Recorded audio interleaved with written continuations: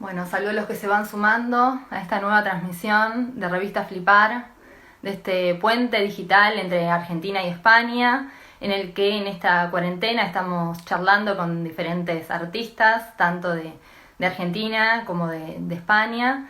Y bueno, hoy vamos a tener a un artista muy esperado, la verdad que hace mucho tiempo que tengo ganas de charlar con él. Es uno de los compositores y de los cantautores más importantes, no solo de Argentina, sino que me atrevería a decir de todo el mundo hispanohablante. Bueno, nació en Rosario, se crió en Concordia, después vivió 12 años en España, donde hizo una carrera musical vastísima y bueno, muy exitosa. Y finalmente en 2014 volvió a Argentina para radicarse en Buenos Aires nuevamente. Y bueno, se trata de Coti Sorokin, quien, bueno, ya voy a invitar, así se une.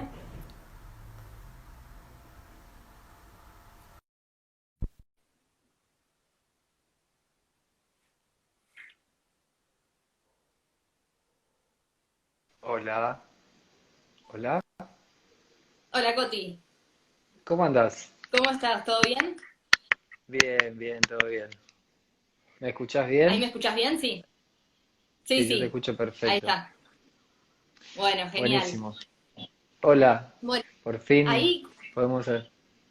sí, la verdad que bueno, una charla muy esperada, hacía tiempo que tenía ganas bueno, producir este encuentro, aunque sea virtual, para que, bueno, cuentes un poco cómo fue tu carrera, ¿no? Que comenzó, bueno, con los primeros pasos aquí en Argentina, bueno, estudiaste en Rosario, desarrollaste un poco de tu carrera los primeros años en Buenos Aires, y después esa gran oportunidad que se te dio de ir a Madrid a presentar esa primera maqueta del primer disco y bueno, ya quedarte para 12 años, vivir y desarrollarte Eh, allá. ¿Cómo fue esto, esta experiencia, ese primer encuentro con España? bueno, fueron muchas experiencias que fueron paso a paso determinando ciertas cosas y muchas de las situaciones que las fui buscando. Eh, Después de estudiar en Rosario, de estudiar música, decidí venirme a Buenos Aires, que era donde yo sentía que estaba ocurriendo todo, donde todos los músicos que yo admiraba estaban generando su música desde acá, como Fito, como Charlie, como Spinetta. Entonces sentía como que el lugar que tenía que estar era Buenos Aires. Y, y así fue como cuando llegué, empecé a buscarme de a poquito, a hacer pequeños lugares que después fueron lugares más lindos, más interesantes, más aventuras cada vez más desafiantes. Así fui haciendo varios discos y en ese hacer continuo de estar en estudios y participando en grabaciones fue como empecé a grabar el primer disco. Por una iniciativa absolutamente independiente mía, de empezar a hacer un primer disco como solista. Muchos amigos me preguntaban, bueno, ¿para cuándo vas a hacer tu disco y tal? Así fue como empezó la llama, los proyectos propios desde muy chiquito, con proyectos que tenían que ver con mis composiciones y eh, mi música compuesta, ejecutada y grabada en Rosario, en Concordia, Entre Ríos.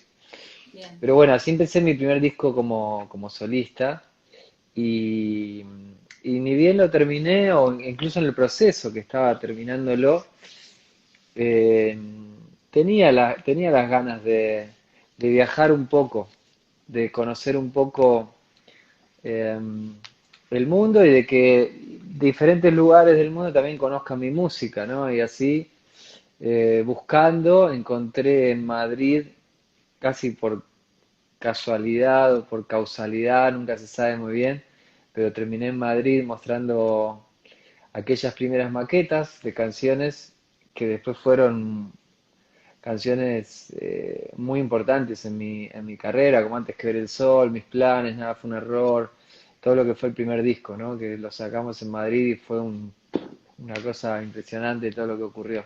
Bien, ¿y cómo te encontraste España en ese primer encuentro, ¿no? En ese primer viaje, septiembre de 2001, un momento, bueno, como bastante caótico en el país, en Argentina. Llegás allá, bueno, muy joven, ¿no? Con tus dos hijos que también eran muy pequeños, y todo Ujú, un mundo por explorar que se te abría, pero que con mucha seguridad dijiste, sí, sí, yo vivo acá, yo voy a, o ujú. sea, tuviste bueno, esa voluntad y esa fuerza, ¿no? Para ir adelante y meterle al proyecto cuando te quisieron fichar, ¿no? Por varios discos.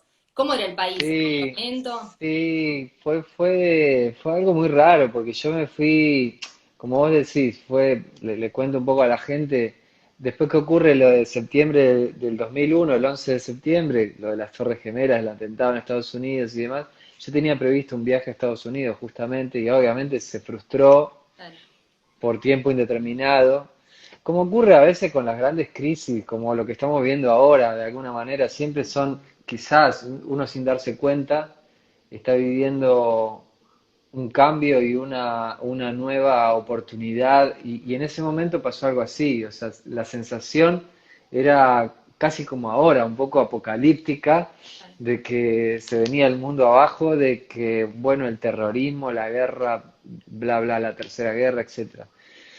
Y paralelamente a eso, en cada historia personal, concretamente en mi historia personal, yo no pude viajar a Estados Unidos, pero sí me llamaron, la persona con la que me iba a reunir en Estados Unidos, me llama desde Madrid, y entonces se cerró una puerta y se abrió una ventana hermosísima y quizás mucho más hermosa que la de Estados Unidos, que a mí nunca fue un lugar que me tentara mucho, sí quizá para trabajar, para hacer cosas, pero nunca para vivir. Sin Claro. embargo, Madrid me atrapó y cuando fui la primera vez que fui por una cuestión, eso, a tener una reunión, a mostrar aquellos temas que estaba grabando, eh, ahí fue cuando me preguntaron si yo vivía en Madrid, si yo vivía en España, y yo como una mentira piadosa tuve no sé, la iluminación o la chispa de decir en ese momento, sí, sí, sí, yo vivo aquí. Y quizás gracias a eso me firmaron un contrato por 5 discos, que fueron los 5 discos, los 5 primeros discos que hice grabados y salieron por Universal España, que fueron el primero Coti, el segundo Canciones para Llevar, el tercero fue Esta Mañana Otros Cuentos, que fue grabado en vivo en Madrid, como una especie de MTV Unplugged, así.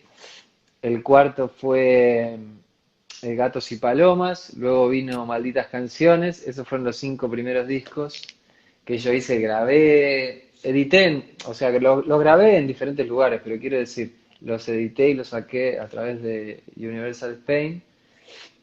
Eh, y siempre la condición mía fue, o la única condición mía, bueno, hubo 2 condiciones siempre que yo le puse a mi compañía discográfica. La primera es de ser absolutamente libre artísticamente, si bien las compañías siempre de una forma u otra te quieren presionar para llevar a diferentes lugares, yo siempre me mantuve al margen de esas corrientes, por ahí más de la moda, de la música latina, llamémosle, o del rock latino. Eh, Eso por un lado, y segundo era siempre la condición de poder editar mis discos y trabajar mis discos en mi país, que es Argentina, ¿no? Entonces, esa fue la segunda condición muy importante y que se cumplieron, ¿no? O sea, de alguna manera los discos se editaron aquí, se trabajaron aquí y, y yo venía, no tanto como me hubiese gustado, pero venía mucho a hacer conciertos y venía a hacer giras por acá, ¿no? Bien, sí, eso te iba a decir, que en esos 12 años que viviste en España, igualmente seguiste muy conectado con tu país, con Argentina, y que en discos como Gatos y Palomas, por ejemplo, 2007, hay un tema que, bueno, lo compartiste hace poco, que me encanta, que es Tonio el Mendigo, en el que se habla de la Sí. realidad argentina, ¿no? De esa plaza Mm, de Belgrano, de cómo mm, sufre mucha gente, acá y en otras partes del mundo, pero bueno, a vos lo que te toca es mm. lo que tenés más cerca, quizás. ¿Cómo fue mantener ese contacto, no perderlo? Me imagino que a través de los afectos también, que habrás dejado varios acá. Sí, mira, la historia de Toño el Mendigo es muy curiosa y tiene que ver con esto que estamos hablando, porque la sede de Universal Music estaba justo enfrente de la plaza de Barrancas Belgrano, Mm, en un edificio justo enfrente. Entonces yo fui un día a hacer entrevistas y una de las entrevistas la hicimos en la plaza, en la plaza ahí de Barrancas. Eh, y yo observé toda esa situación que describo en la canción, claro. que dice, Toño vive en una plaza que confunde con su casa, eh, y tienen su colchón apolillado, ropa sucia de hace años, ve a los chicos aspirando pegamento del barato, y vive en la, y vive, ay, ¿cómo dicen? Bueno, no me lo acuerdo ahora de memoria, como en la desilusión de saber que los perros viven mucho mejor que él. Ok, ¿Por qué? Yo sentía esa sensación que tenía, que veía toda una pintura de una plaza porteña que en ese momento era muy común, de homeless viviendo en la plaza bajo un árbol con sus claro. colchones mugrientos, de chicos de la calle, de perros que tienen su lugar quizá donde ir, ahí como un pequeño corral donde van a hacer sus necesidades, pero que por ahí la gente que vive en la calle no tiene donde hacer sus necesidades. Eso es lo que yo un poco observé y quise solamente pintar una acuarela porteña de aquellos años. Eh, y bueno, esa era mi conexión un poco en aquel disco Gatos y Palomas. Hay mucho de Buenos Aires, ¿no? En Canción de Adiós, el video de Canción de Adiós lo hicimos aquí en Buenos Aires, en Avenida de Mayo, en una cúpula hermosa que hay ahí. Hay una canción que se llama Buenos Aires en el disco. Mm, Fue una época de mucha nostalgia. Yo me había ido a vivir a España en el 2002 y ya para el 2007, que era esa época, eh, ya, bueno, siempre cuando uno se va a vivir a otra parte, que no es su tierra, pasa por diferentes momentos, ¿no? Al principio, obviamente, todo es la novedad, todo es alucinante, todo eh, es muy lindo ir descubriendo. Y yo ya había pasado por todo eso, en mi enamoramiento con España, que sigue muy vigente, y amo, y ahora no veo la hora de poder ir. Pero sí el hecho de que estaba viviendo mucha nostalgia, como ahora me ocurre con España, ¿no? Pero en esa época era de allá para acá. Eh, y entonces es un disco muy bañado y muy atravesado por esa sensación. Todas las composiciones tienen algo de esa morriña, como dicen los gallegos, de la melancolía medio tanguera, ¿no? Que tiene ese disco. Bueno, ahí mencionabas el tema Buenos Aires, ¿no? Que, bueno, mucha gente está comentando que es un tema bellísimo, que gusta mucho. Hay un pasaje en el que decís, cuando más lejos de ti yo me voy, más te siento cerca de mí y más te busco por otras ciudades, ¿no? ¿Qué encontraste Ujú. vos de Buenos Aires en Madrid? Porque son dos ciudades que Mm, casi hermanas, ¿no? Que uno cuando llega a Madrid se sí, siente como en casa. ¿Qué es lo que te sí. acercaba a vos de ella, o sea, en ella de... Hay ciertas zonas de Madrid que remiten mucho a Buenos Aires, el barrio de Salamanca, por ejemplo, hay ciertos barrios, pero me ocurría en cada una de las ciudades. O sea, cuando vos extrañás a una persona, la buscás en otras personas, buscás en características, en gestos, en pequeños detalles físicos también, o en alguna prenda que, mirá, es parecido o en los nombres. Y con las ciudades pasa eso. Yo siempre amé mucho Buenos Aires. Si bien yo nací en Rosario, me crié en Entre Ríos, pero elegí a Buenos Aires como la ciudad que creo que más amo en el mundo. Y vivo acá por una cuestión de elección.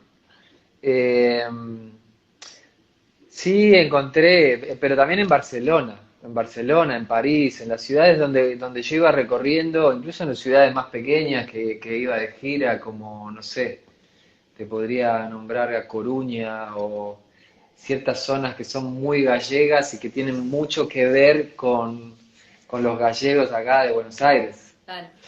Eh, los apellidos vascos, las ciudades vascas, pero obviamente por supuesto que las grandes capitales europeas son las que más remiten a los barrios porteños, ¿no?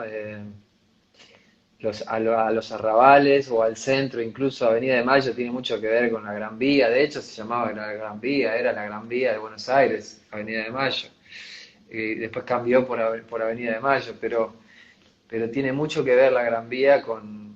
Entonces esa nostalgia te hace ver o alucinar determinadas esquinas.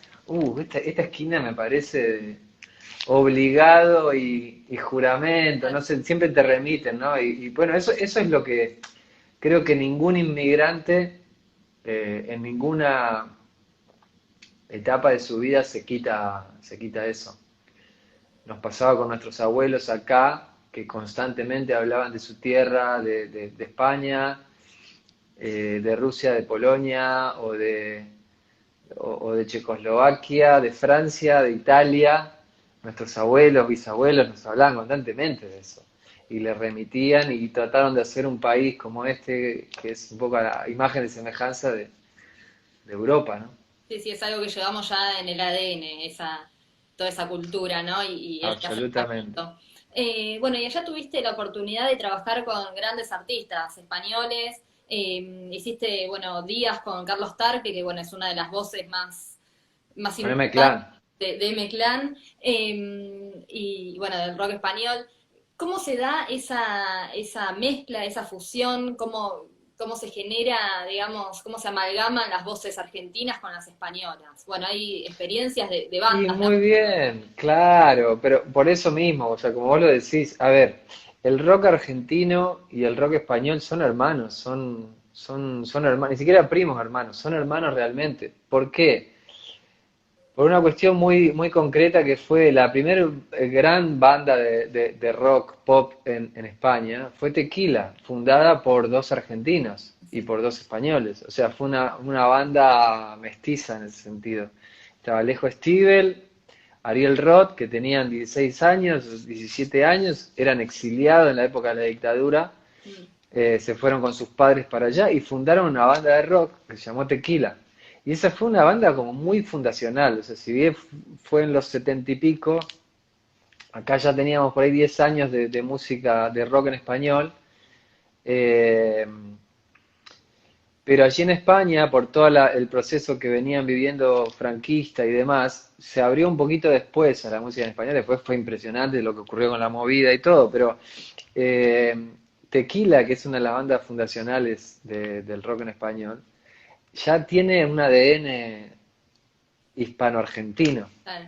Luego después, obviamente, los Rodríguez y Morris también, ya en la época de Tequila, Morris, él también desembarca en España y hace discos, graba un par de discos, creo, ahí, incluso a Tequila la usa como su banda para grabar el disco y tal, o sea que hay como un parentesco muy... Entonces, todos los músicos españoles, del rock español, nos quieren mucho y nos sienten como muy hermanos, les gusta venir a Buenos Aires, les gusta la música que hacemos en Argentina, entonces somos muy bienvenidos.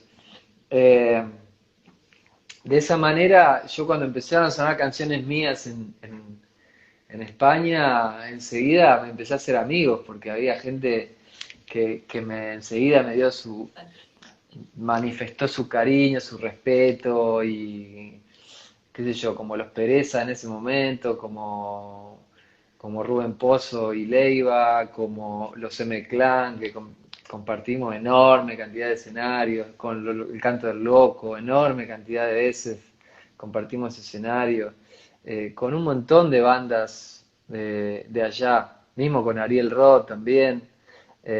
Bueno, Ariel es uno de los invitados de ese disco que estábamos hablando, que es Gatos y Palomas, él toca la guitarra en dos canciones.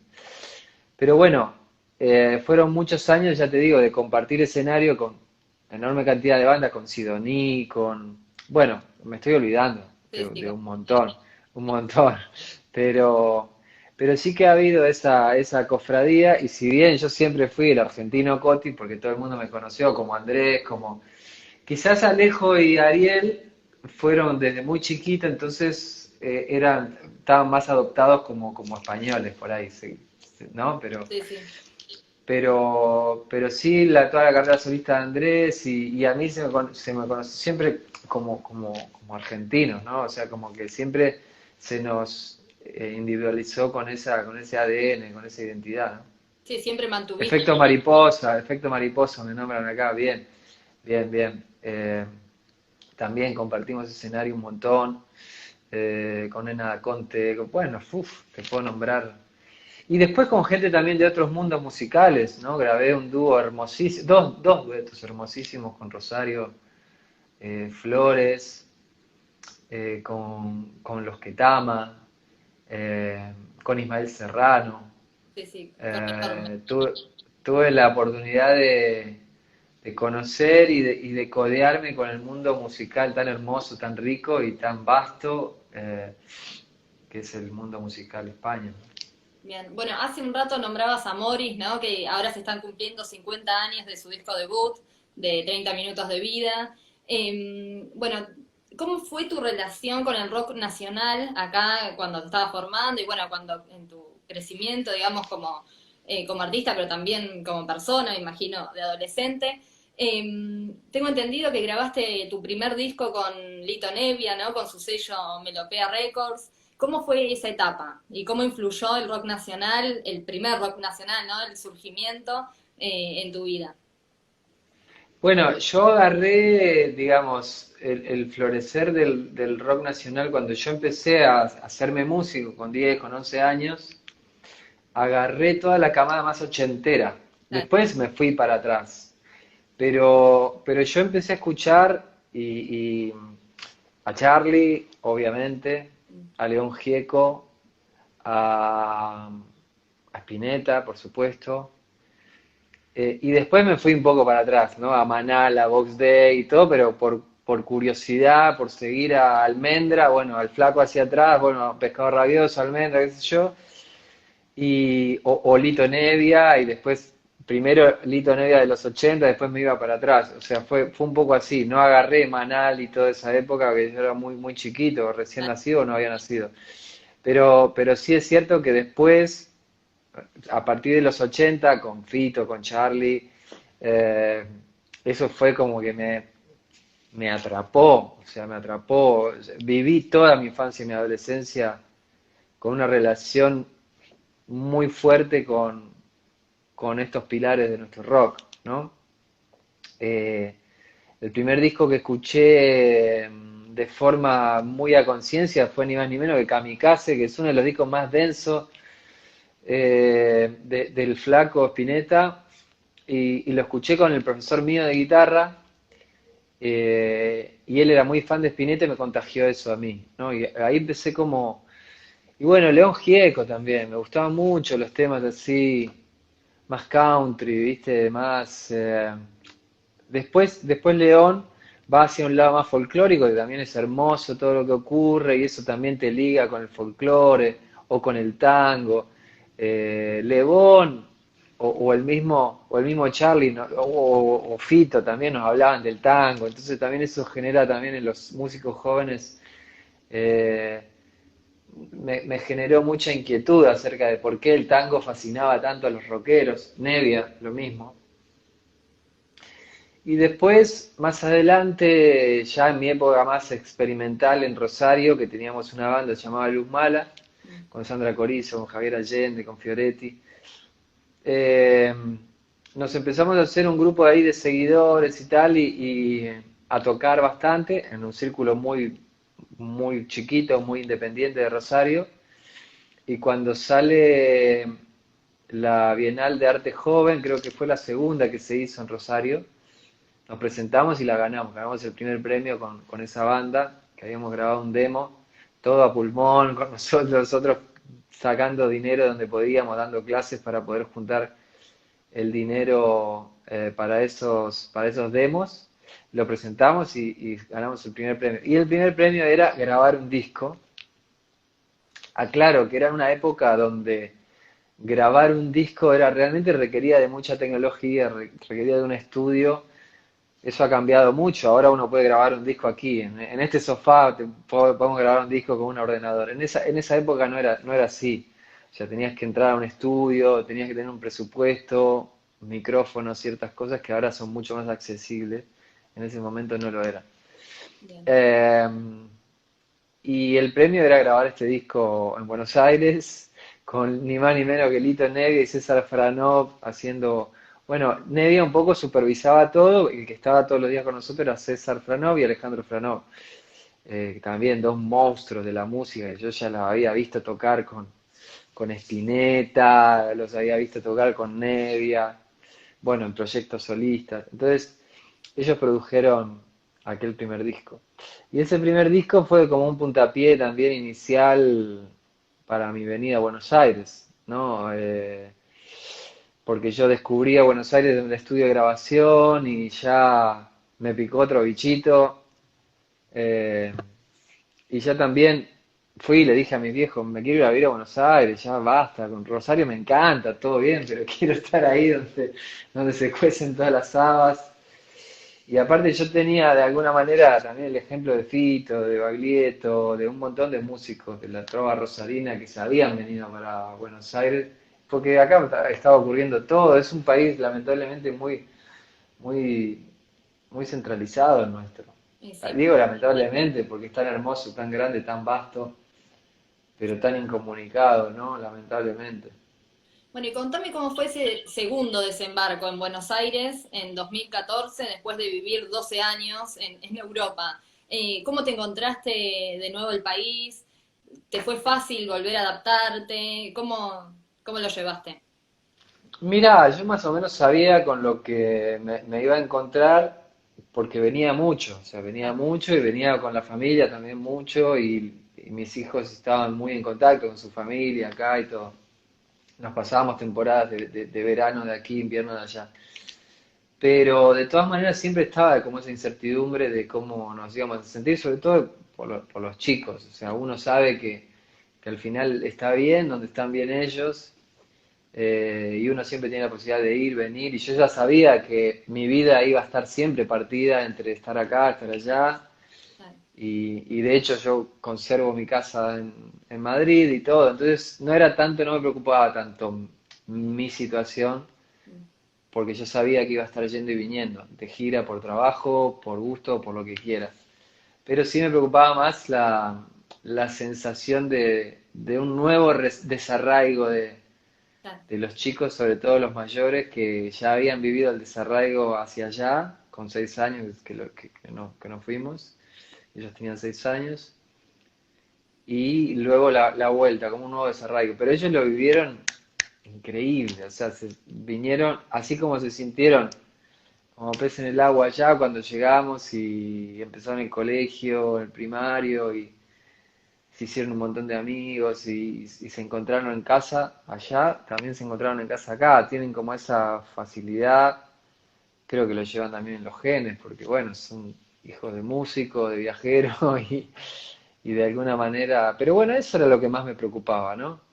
Bien. Eh, no, lo demás no, porque yo ya sabía que iba a ocurrir lo que está ocurriendo, que voy y vengo, voy y vengo. Ahora por esta situación que es anormal, hace mucho que no voy, pero tenía previsto ir en febrero, digo en abril, y no pude ir. En mayo tenía conciertos. Bueno, ahora, estos días estaba de concierto, hoy que es 5 de mayo. Sí, sí. Bueno, hoy tenía un concierto, hoy En tenía tu un casa. concierto allá, sí, No, en un increíble. teatro allá, Bueno, sí. hablabas de tus hijos, se nota que sos muy familiar y que estás muy presente en la vida de ellos. Y tengo entendido que tu hijo mayor, Iván, es músico y también diseñador y que ha trabajado en artes de tapa, ¿no? Ni más ni menos que en el disco del Colón. Mm.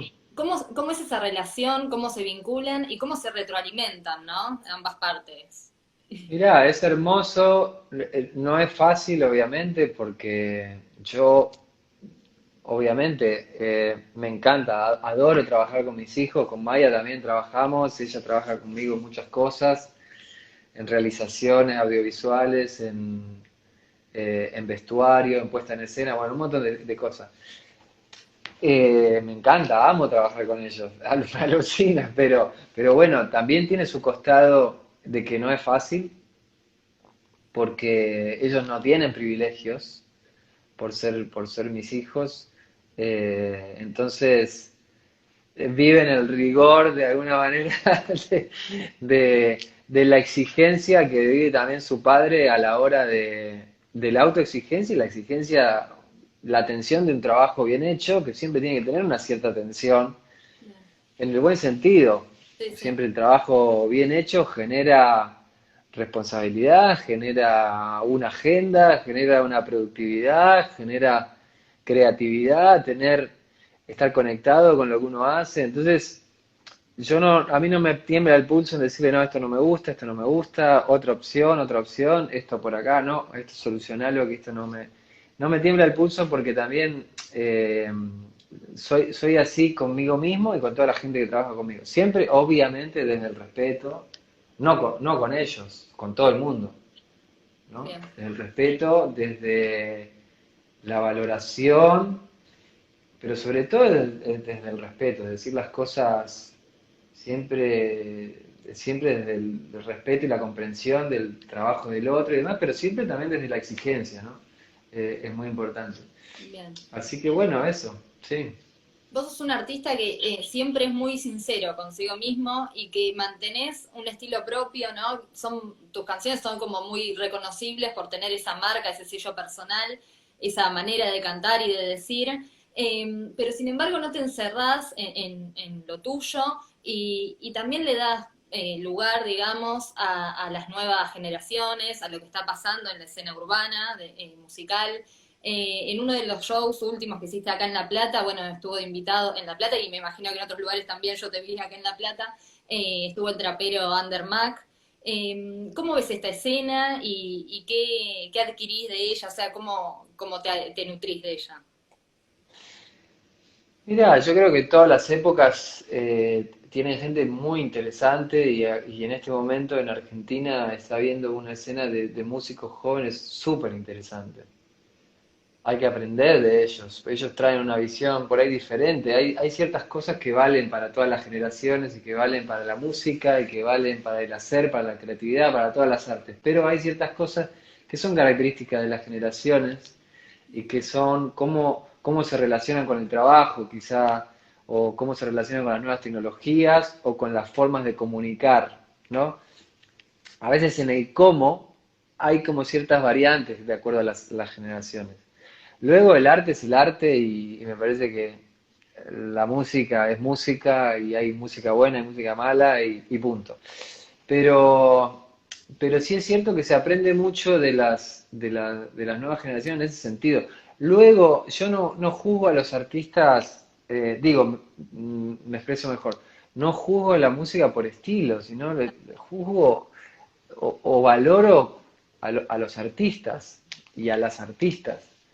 Eh, Siempre fui así, nunca me dejé seducir por una cosa que tenga que ver con el estilo.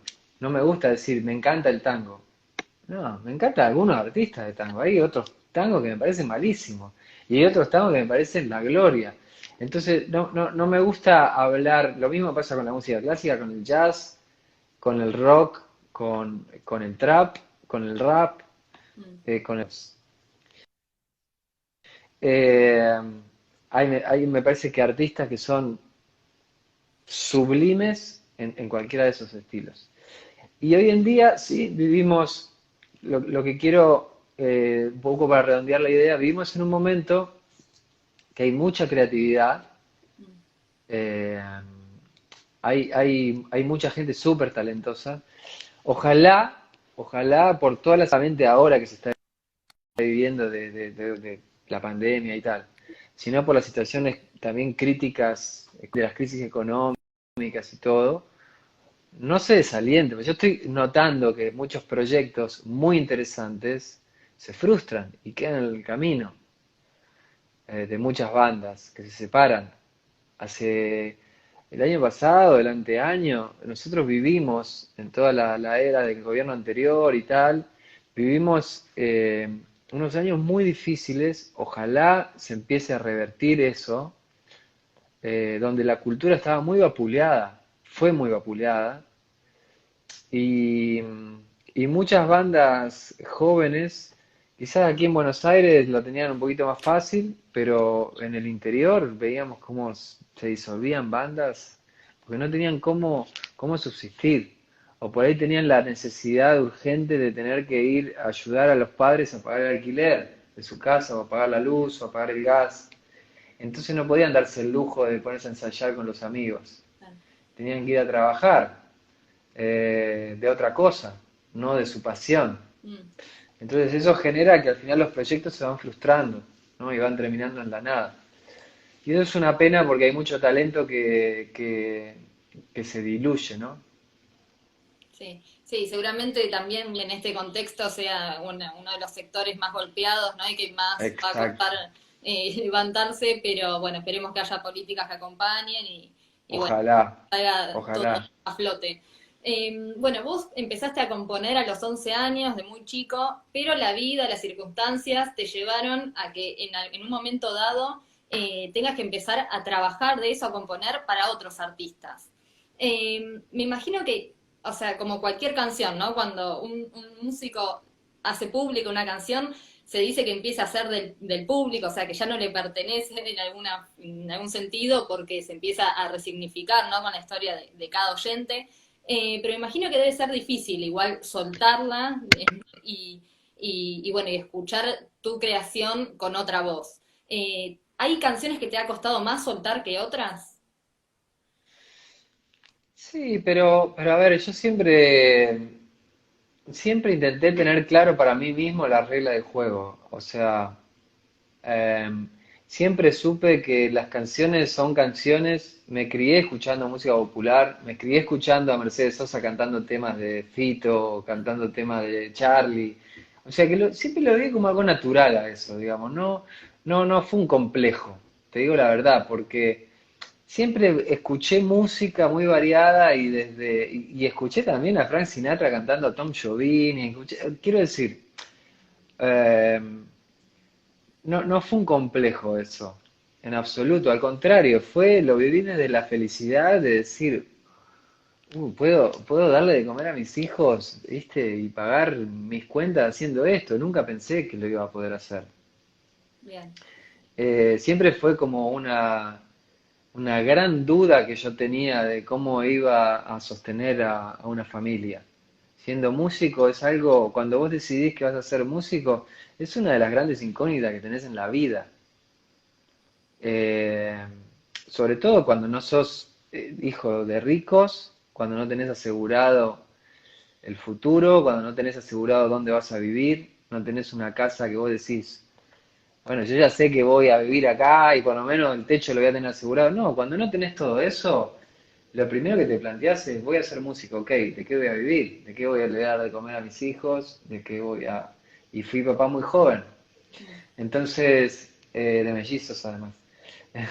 Entonces, evidentemente eso yo lo viví con mucha alegría, el hecho de poder cobrar derechos de autor de una canción que se me había ocurrido y que era lo que sabía, lo único que sabía hacer.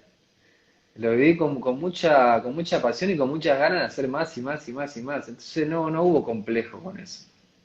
Bien, y con la felicidad y el orgullo, ¿no? De que lleguen tan lejos también. ¿Te han definido en algún momento, en alguna nota, como un fabricante de hits? Algo que vos preferís que llamen canciones populares, ¿no? Como algo no tan marketinero. Y bueno, yo creo que son temas que, o sea, al estar hecho con tanto corazón y sensibilidad, logran tocar una fibra sensible, ¿no? En el público y que por eso conectan y llegan a donde llegan. Pero me imagino que por más de que no haya una fórmula o una receta que vos sigas conscientemente para crear un hit o un gran éxito, digamos, que llegue al público, me imagino que tenés una intuición o que, bueno, como un sexto sentido que te dice cuándo un tema va a pegar, digamos, en el público y cuándo no. ¿Alguna vez te ha fallado esa intuición? Mil veces, sí. ¿Alguno que te haya Sí. sorprendido? Más veces me fallaron que las que acerté. Lo que pasa es que hice mucho y lo que pasa es que a veces salen las cosas mejor que otras y a veces conectan o las situaciones. Mira, todo es una conjunción, no es solamente el arte o una creación de forma abstracta vive su vida, no, es una resultante de un montón de circunstancias, de lugar, de tiempo, lugar, espacio, de un montón de cosas. Entonces, a veces están alineadas, a veces uno hace que se alineen, a veces uno genera las dos o tres cosas que faltan alinear y las hace, pero siempre es una conjunción de muchas cosas. No es una. Eh, por otro lado, sí, a mí el género de canción popular, mira, yo te voy a decir algo, hay canciones que han tenido, que ya tienen 20 años y siguen siendo vigentes, y eso no hay marketing que lo pague. No. Al contrario, o sea, esa vigencia de esas canciones van en contra del marketing. ¿Por qué? Porque lo que le interesa a las grandes compañías es sacar nuevas canciones, usar y tirar, porque generan mucho más dinero siempre que una canción que tiene 20 años y que sigue siendo un clásico y que para la gente es muy importante. Porque ya los intereses que tienen las grandes compañías no les sirve esa canción. Es como que si yo te dijera, a una mueblería le conviene siempre estar fabricando muebles nuevos que se rompan fáciles y venderte uno nuevo la semana que viene. ¿Se entiende? De usar y tirar. Ahora, si vos te compras un mueble que lo tenés el mismo mueble hace 50 años, eso a la mueblería es algo que no le va a convenir. Y lo mismo ocurre con la música. Entonces, si yo tengo canciones que ya tienen 20 años, como Antes que el sol, como Nada fue un error, como Color Esperanza, como un montón de canciones que al final siguen siendo, siguen estando y van pasando de generación en generación, eso no hay marketing que lo pague. No, ni hablar. No hay marketing que lo pague. Entonces, por eso para mí el hit es como un golpe, ¿no? Sí. Un hit, nosotros le llamamos un golpe. Entonces, un golpe es un golpe de efecto. Un golpe de efecto es ping, un pico, mucho dinero en marketing, se hace muy conocida la canción, a los 5 años, a los 3 años, nadie se acuerda de una canción, ¿te acordás de aquella canción y tal? Y queda como en el recuerdo, como una canción de moda de aquel verano. Y sin embargo, yo creo que las canciones populares quedan. Ha pasado con el tango, ha pasado con los clásicos, ha pasado con los Beatles, con un montón de música que yo admiro y que amo y que me parece que si hay algo que intento conseguir es eso con mi música, Sí, sí, nada que ver perdurar. con lo efímero, ¿no? Que tiene el hit que se escucha y te machacan en la radio durante un verano entero Exacto, y sí, se te pega, pero después también se te despega con la misma facilidad, digamos. sí. Bueno, y también has dicho que crees que la sensibilidad que se necesita para componer es algo que al fin y al cabo tenemos todos, solo que quizás hace falta ejercitarla, ¿no? Poner en práctica esa conexión con los sentidos y con las emociones, y que deberíamos darle una guitarra a cualquier niño de 10 11 años, digamos, para que se vaya fogueando, ¿no? En ese ámbito. ¿Qué materia escolar crees necesaria que se sume, digamos, a cualquier currícula? No sé, se me ocurre algo relacionado con, no sé, inteligencia emocional o, bueno, música, que a veces es una Sí, materia sí, que... eso por supuesto. Hay muchas, mira, lo importante no son solamente las materias, bueno, vos nombraste una que me parece fundamental, ¿no? Inteligencia emocional, es buenísimo. O sea, como una educación emocional, eso me parece que es algo fundamental. Para que los chicos y las chicas, niños, adolescentes, se conozcan un poco más. No solamente se conozcan que acá tiene el estómago, acá tiene el corazón, está de puta madre, está bárbaro. Pero también tiene que conocerse otras cosas que por ahí son incluso hasta más importantes, que por qué yo a veces me deprimo, por qué a veces me siento mal, por qué siento la angustia, cómo encaro la angustia para tratar de revertirla, por qué me siento alegre, por qué me gusta tal chica o tal chico, por qué, bueno, eso, o sea, ese conocimiento, si bien siempre va a haber algo de misterio, es muy importante porque eso nos hace conocernos más. Estamos viendo cómo las diferentes generaciones vamos mejorando. Nuestros viejos, nuestros abuelos, sabían todavía mucho menos acerca de lo que les pasaba y todo, y a veces cometían muchos más errores por ahí de los que, pero no por mala gente, Sí, sí. sino a veces por ignorancia, y nosotros lo mismo con nuestros hijos. Entonces me parece eso muy importante, ya desde de los niños. La educación artística, fundamental. Pero ¿por qué? Todas estas materias educación artística, educación física seria, bien, de conocimiento, bien.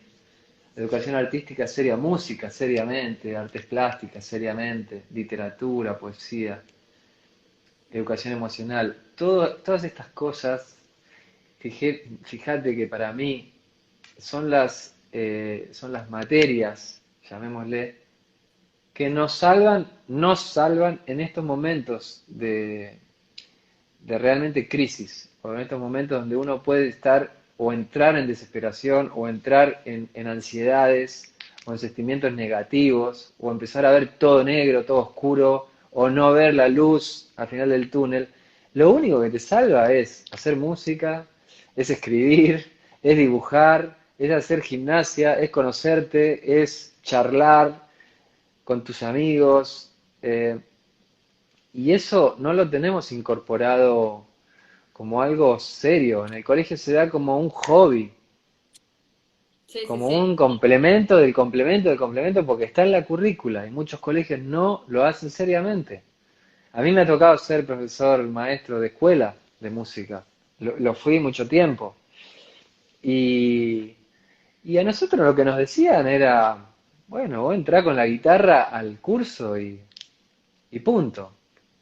Enseñarle a Sí, sí. cantar canciones. Es muy lindo y muy válido, pero me parece que es diferente cuando un niño empieza a tener contacto con un instrumento o empezar a ellos, más allá de cantar una canción hermosa de quien sea, más allá de eso, pueden empezar a tener un contacto con un instrumento. Tocar un instrumento te desarrolla la mente, la destreza física, te desarrolla un montón de cosas que tienen que ver con el razonamiento, con la matemática, con la física, con el entrenamiento, con la voluntad, con la paciencia, con el no estar buscando el resultado instantáneo, porque es imposible. Cuando uno practica un instrumento, te das cuenta que el resultado instantáneo es imposible, es todo un proceso, que es un poquito, un poquito, un poquito, un poquito. Y eso te va generando eh, una visión de cómo se consiguen las cosas. Sí, sí. La ¿Se entiende importancia. lo que digo? Sí, sí, ni hablar. De Sí, sí, trabajar la paciencia y de trabajar eso de orfebre, ¿no? De ir consiguiendo todos los días un poquitito y que no voy a pasar de 0 a 100 de un día para otro, es imposible, es algo que no se puede hacer, es que el tiempo lo va y la dedicación y la voluntad, ¿no? sí, algo tan importante también en estos tiempos en los que, bueno, la inmediatez, ¿no? Que propician las redes sociales, internet, las Exacto. nuevas tecnologías, hacen que vivamos Sí, a full y que, bueno, justamente en este momento de confinamiento, de distanciamiento social, estemos tan desesperados y querramos todo ya, ¿no? Eh, exacto. que no podamos Las encontrarnos. ansiedades. Así que, bueno, ¿y cómo estás viviendo ahora este momento? Sé que te encuentras también trabajando mucho a pesar del encierro. Hace poco hiciste un adelanto del tema por ahí, ¿no? Que va a ser la apertura de Showmatch. ¿En qué otros proyectos estás trabajando? Y estoy trabajando a full en mi disco, ¿no? Eh, Que yo ya había empezado a trabajar, la cuarentena aceleró porque obviamente suspendimos toda la gira, todas las acciones relacionadas con la gira, los ensayos, las entrevistas, todo, pero digamos, cambiamos un poco, como se dice, volanteamos y me puse a trabajar muy en firme con el disco a diario. Lo estaba grabando de una manera y obviamente empecé a grabarlo de otra manera, de forma remota, bien. eh, trabajando con gente en España, con gente en Entre Ríos, en La Plata, en Buenos Aires, y estoy muy enfocado en eso, en las nuevas canciones, y estoy muy contento. Qué sé yo, los músicos no nos aburrimos nunca, o sea, eso, siempre hay algo que vamos a encontrar para hacer y para canalizar el tiempo y eh, si no se puede tocar, bueno, obviamente que nos falta una pierna, nos falta un brazo, pero bueno, juntaremos fuerzas y canciones para cuando se pueda. Bueno, ahí están preguntando también qué va a pasar con el gran concierto que se venía ahora en junio, ¿no? En el Luna Park, que es, bueno, una de las fechas más importantes que tuviste que aplazar este año. Sí, sí, sí, bueno, una fecha muy importante. Mira, en principio la fecha que tenemos, todavía no la anunciamos oficialmente, pero bueno, te lo voy a decir acá y para toda la gente que se sumó, es el 23 de octubre. Es en Bien, principio la fecha que la misma gente de Luna Park nos pasó, o sea, ya eso no depende ni de nosotros, o sea, va más allá, depende ya del gobierno y sobre todo este tipo de conciertos tan multitudinarios será lo último que se puede hacer, lamentablemente. Entonces, en principio digo, sí. será para el 23 de octubre y ojalá podamos hacerlo este año.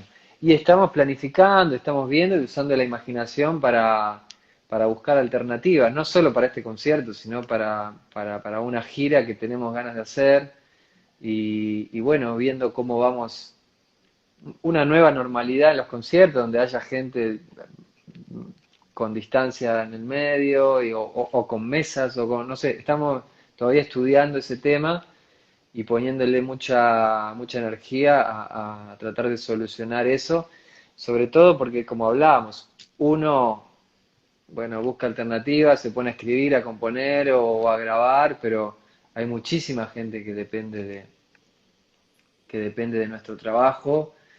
Hablamos de técnicos, de músicos, de gente de los transportes, de gente de las tiqueteras, de gente que pega los afiches, de gente de los lugares, de los catering, bueno, cientos de personas que trabajan en un concierto. Está toda esa gente sin trabajo.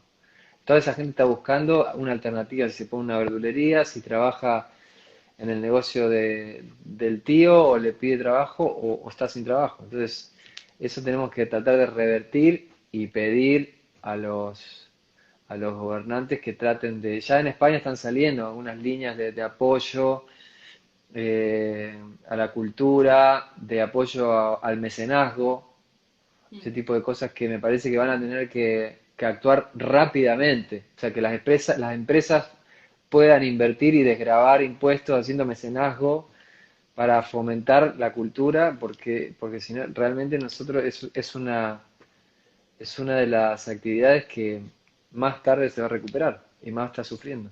Bueno, habrá que armarse de paciencia, ¿no? Y de seguir luchando para que se den todas estas políticas de apoyo a este gran sector que nos está alivianando y haciendo un poco más ameno el encierro a todos. La verdad, en este momento es, como decías, en el momento en el que se ve la importancia del arte y de la cultura, ¿no?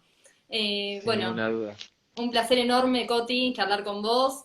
Bueno, ver tu humildad que tenés para acompañar todo proyecto, como es Flipar, ¿no? Un proyecto independiente y autogestivo. Y bueno, la verdad que un placer enorme. Bueno, muchas gracias y aguante. Me encanta el proyecto, me parece que tiene mucho que ver con esta unión cultural, así que para lo que se necesite acá estamos. Bueno, muchas gracias. Un beso. Chao, chao. Chao a todos y a todas.